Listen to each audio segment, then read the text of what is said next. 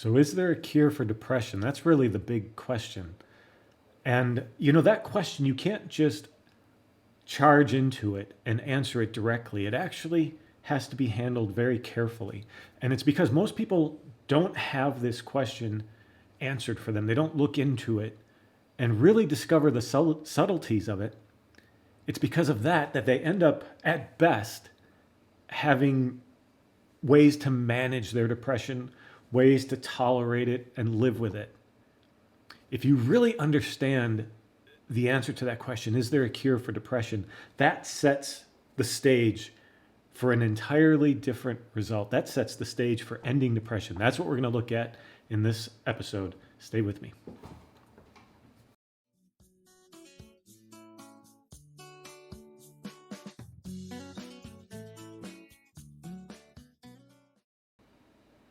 All right, well, we might as well kick off this course with the big question: is there a cure for depression? Before we dive into it, I want to pose a different question. If somebody asked you, is there a cure for fire? Is there a cure for fire?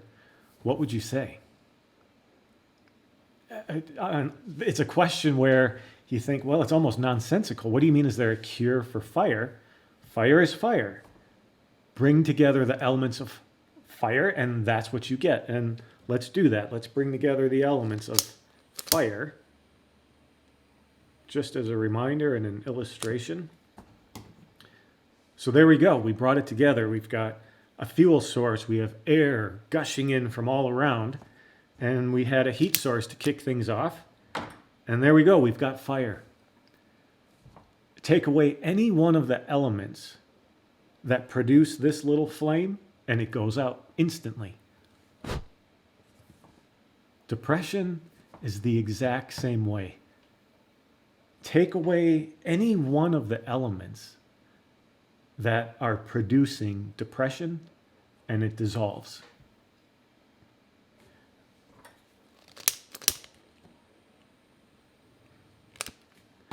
I'm going to keep this going until the end of this little discussion, because we're going to look at an important aspect of how depression is finally dissolved. So let's think about what this means. If my life is dominated by this feeling of depression, it means that the elements of depression are being brought together on an hourly basis, minute by minute, as soon as I wake up. And as a result, I get depression. So there's a way of living as I go through my day that is producing this sense of depression, this sense of unhappiness. And I've got a little diagram here just to help drive this idea home. The way of living that generates unhappiness, depression as a byproduct. We live this moment-to-moment existence, and depending on what we do with these individual moments, it's not really individual moments, it's really the whole stream of life, but to make it simpler, we can think of it in terms of these little packages, these little moments. And depending on what we do with those deliveries, whether it's an insult from a friend, some condescending tone from our parents or our boss, the feeling that I've missed out on my life, the heartache, the heartbreak of having lost somebody important to me, and I should also add, in addition to how we meet those moments, how we meet the moments where I meet the new person and we have a wonderful time together. I get the new job and I love my boss. It's my entire way of living that, without me understanding what's really taking place, is secretly producing this black cloud of unhappiness. And initially, you may not notice it. In fact, really, honestly, most people are on a dead-end course with depression, and they don't even know it yet. It's years away because they're misusing the moments of their life, just like you see here in the diagram. So, here's some good news already looking at this. It means I don't need to know how to make myself happy. And I promise you, you don't. The sense of happiness, the sense of contentment, it appears effortlessly when I'm not bringing together the components of depression. And I should throw this in right now. Don't worry, we're going to get to what are those components in later videos. But I have to lay this groundwork first, okay? I don't need to know how to make myself happy. Now, I'm going to show you a video that hopefully will remind you of a way you used to live, and by the way, a way that you can return to and will return to if you diligently study these ideas. Let's take a look at this little guy.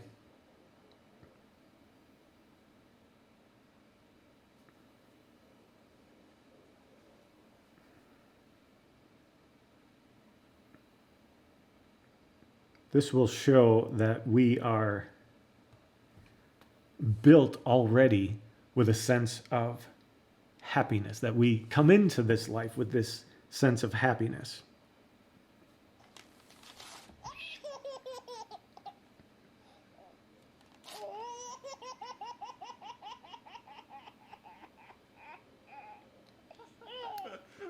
Just the tearing of paper.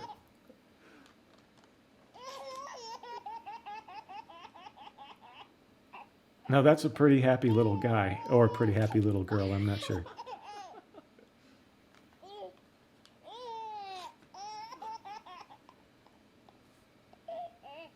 There you go, born into this life with this sense of joy, humor, happiness.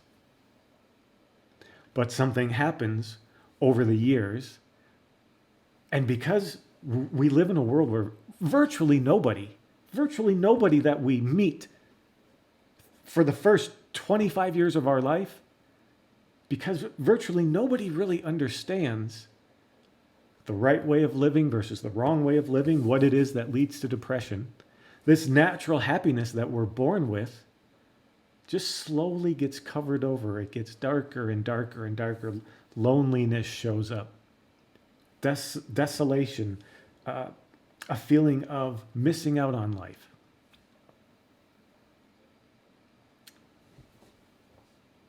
With all of this in mind, knowing that your natural state is one of contentment, joy, happiness, but which is also capable of looking out and registering and understanding and finding, believe it or not, the beauty in ugliness in a moment between two people. In any moment, there is a profound meaning that we are put here to be able to read. Reading the book of life, you could say. Now, when all of this begins to unfold, meaning as I begin to understand these ideas and this depression slowly just dissolves away, this may surprise you. You'll look back on that period of depression, and to you it will seem like a small matter, the resolving of that depression. I know how that sounds right now. I've stood in those shoes of depression, that terrible sense of depression that you wouldn't wish on any other person. And I know that depression can be dissolved, and at the end of it, which is really an entirely new beginning to your life, at the end of that depression, you will look back and you will realize, of course, that's what had to come out of the way I was living. And I'm glad I came to understand these things. And you'll see it as a small matter where I know right now it is all consuming. I would have given anything to have come across somebody when I was facing this condition who would have told me this, who would have said, I know how it feels right now. I also know it can be dissolved. And I know that you will look back with gratitude on having had that depression present in your life so that you could understand the right way of living versus the wrong way of living.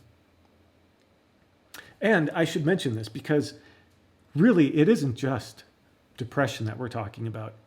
It's all conditions: anger, heartache, impatience, stress, anxiety, social anxiety disorder. All of these conditions have the same root to them.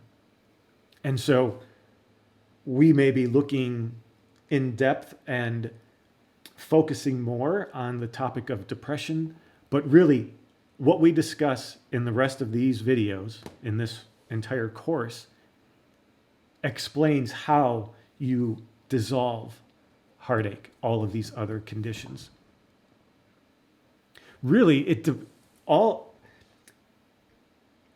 what determines what we end up experiencing as a result of misusing these moments in our life, like I talked about earlier, the way of living, the thing that determines what is that going to produce really is just the tendencies in your own character, things you were born with.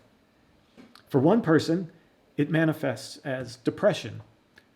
For another person, the misuse of their life, the misunderstanding of the real meaning of who they are and what life is for, their misunderstanding will produce something like unending ambition to the point where they can't sleep at night.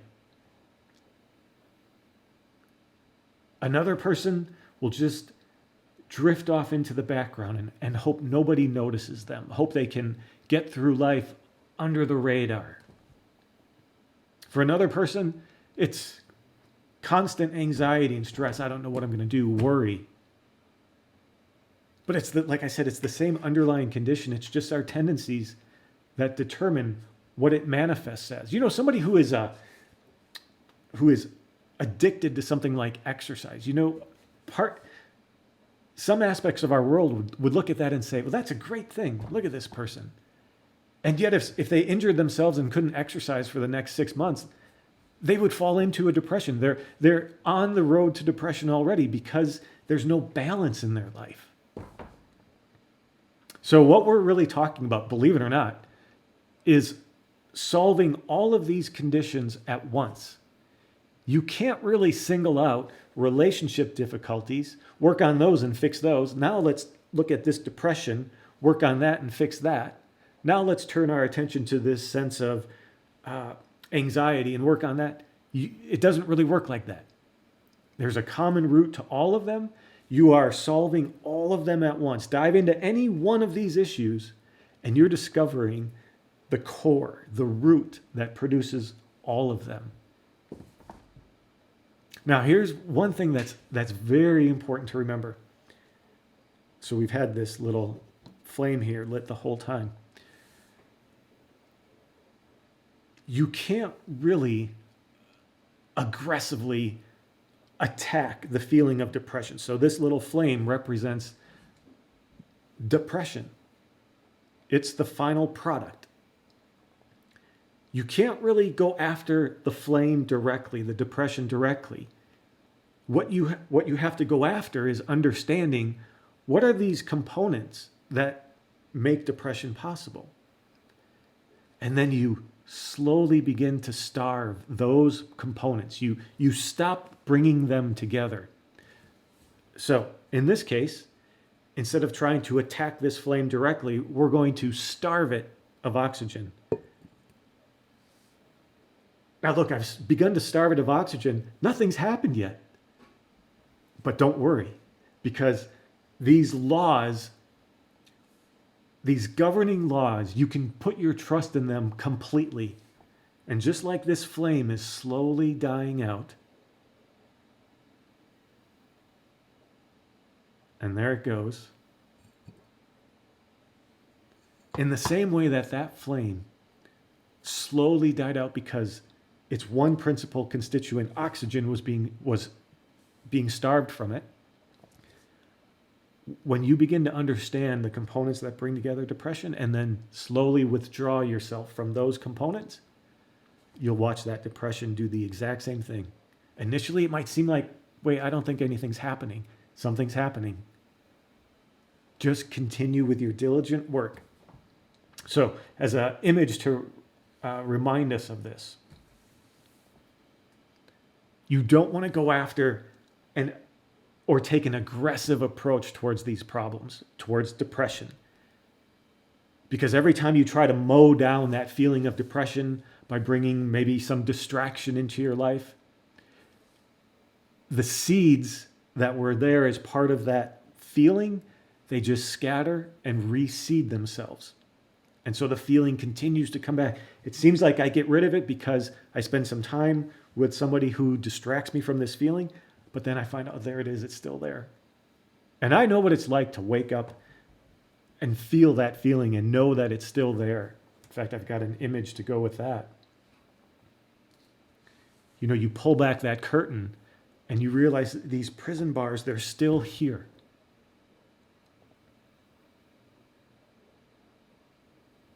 Remember what happened when we